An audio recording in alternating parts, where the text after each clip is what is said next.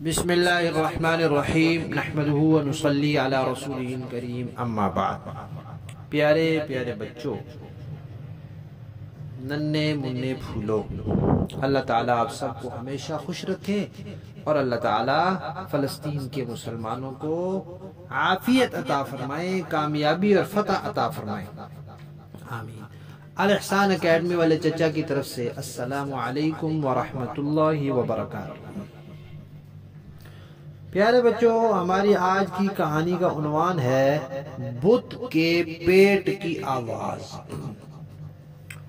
بت ہوتا ہے نا پیارے بچوں، بت لوگ بنا لیتے ہیں مٹی کا، پتھر کا، سیمنٹ کا، پلاسٹک کا، لوہے کا، مختلف چیزوں کا لوگ بت بنا لیتے ہیں، یعنی شکل بنا لیتے ہیں کسی انسان جیسی یا ایسی، پھر اس کے سامنے سجدہ کرتے ہیں، اس کی عبادت کرتے ہیں اور کہتے ہیں کہ یہ ہمارا خدا ہے۔ کتنی غلط بات ہے، بت بھی کوئی خدا ہوتا ہے؟ خود اس کو جس کو بناتے ہیں، خدا تو وہ ہوتا ہے جس کو کسی نے نہ بنایا ہو، وہ خود بت کو بناتے ہیں پھر کہتے ہیں ہمارا خدا ہے، اور جس کو بنائے ہی کوئی اور وہ بھی کوئی خدا ہوا بلا، لیکن لوگ بس ایسے ہی ہوتے ہیں۔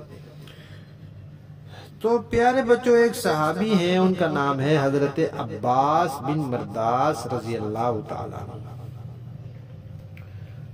وہ کہتے ہیں کہ بھئی میں کیسے مسلمان ہوا، انہوں نے اپنے مسلمان ہونے کا قصہ سنایا ہے۔ وہ کہتے ہیں کہ میرے جو ابو تھے نا مرداس، وہ بھی مشرک تھے، بتوں کی پوجا کرتے تھے۔ جب وہ فوت ہونے لگے تو انہوں نے مجھے بلایا اور مجھے کہا کہ یہ ہمارے ہاں ایک بت ہے، اس کا نام ہے زمار، تم نے اس کا خیال رکھنا ہے۔ پیارے بچوں، کتنی عجیب بات ہے، بندہ بھی کوئی خدا کا خیال رکھتا ہے کہ خدا کو کچھ ہو نہ جائے۔ خدا تو بندوں کا خیال رکھتا ہے، بندوں کی حفاظت کرتا ہے، بندوں کو صحت دیتا ہے، شفا دیتا ہے، بندوں کی دعائیں سنتا ہے، روزی کے انتظام کرتا ہے۔ بڑا خدا کے لیے بھی کوئی خیال رکھنا پڑتا ہے پھر اس کو کچھ ہو نہ جائے۔ اتنی موٹی سی بات بھی عقل میں نہیں آتی۔ خیر، وہ کہتے ہیں کہ میرے ابو نے مجھے وصیت کی، پھر ابو میرے فوت ہو گئے، تو میں نے اس بت کو ایک کمرے میں رکھا اور روزانہ میں اس کے پاس جاتا، چکر لگاتا، دیکھ بھال کرتا۔ پھر ایسے ہوا کہ نبی پاک صلی اللہ علیہ وسلم کے پاس اللہ تعالیٰ نے فرشتہ بھیجا اور فرشتے نے آپ کو آگے قرآن پاک سنایا، اور اس کے بعد پھر نبی پاک صلی اللہ علیہ وسلم نے اعلان کر دیا، لوگوں کو بتا دیا کہ میں اللہ کا نبی ہوں، اللہ تعالیٰ ایک ہے، قیامت آنے والی ہے، ان باتوں کو مانو۔ کہتے ہیں ایک دن ایسے ہوا کہ آدھی رات کو گھر میں سے آواز آئی تو میں ڈر گیا، اچھلا زور سے چھلانگ لگا کہ یہ آواز کیسے آئی۔ جب میں ڈرا نا تو میں دوڑ کے گیا اس کمرے میں، میں نے کہا کہ جو بت ہے نا زمار، میں اس کی مدد لیتا ہوں، وہ بت ہے وہ میری حفاظت کرے گا۔ میں وہاں پہنچ گیا۔ اب جب میں اس کمرے میں گیا تو دیکھا کہ وہ آواز اسی بت کے پیٹ سے آ رہی ہے۔ بت کی تو کوئی آواز نہیں ہوتی، وہ تو پتھر کا ہوتا ہے نا پیارے بچوں، لیکن جب اللہ تعالیٰ چاہے تو پتھروں میں سے بھی آوازیں آ جاتی ہیں۔ آپ نے سنا ہوا ہے نا قصہ کہ نبی پاک صلی اللہ علیہ وسلم کے سامنے پتھروں نے کنکروں نے، چھوٹے چھوٹے پتھروں نے کلمہ پڑھ دیا، ٹھیک ہے۔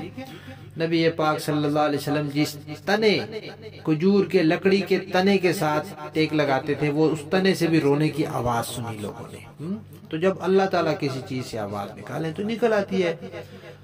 تو اس بت سے آواز آ رہی تھی۔ اچھا، بت سے کیا آواز آ رہی تھی؟ وہ بت کہہ رہا تھا کہ بت بھی مرد آباد، بت کی پوجا اور عبادت کرنے والے بھی مرد آباد، مسجد والے زندہ آباد۔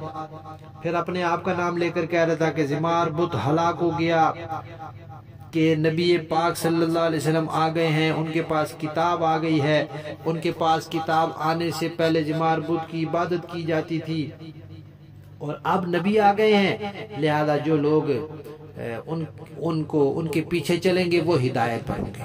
وہ بڑے حیران ہوئے کہ بھئی یہ ہمارا بت ہے، اس کو ہم خدا سمجھتے ہیں، اس کے اندر سے جو آواز آ رہی ہے وہ اپنے آپ کو مرد آباد کہہ رہا ہے اور نبی پاک صلی اللہ علیہ وسلم کو زندہ آباد کہہ رہا ہے۔ تو پھر اس طرح وہ مسلمان ہو گئے۔ دیکھیں اللہ تعالیٰ نے بت کے پیٹ سے آواز نکالی، انہوں نے سنی اور انہوں نے اس کو صحیح سمجھا، اور اس کے بعد کیا ہوا؟ وہ مسلمان ہو گئے۔ کہانی ختم۔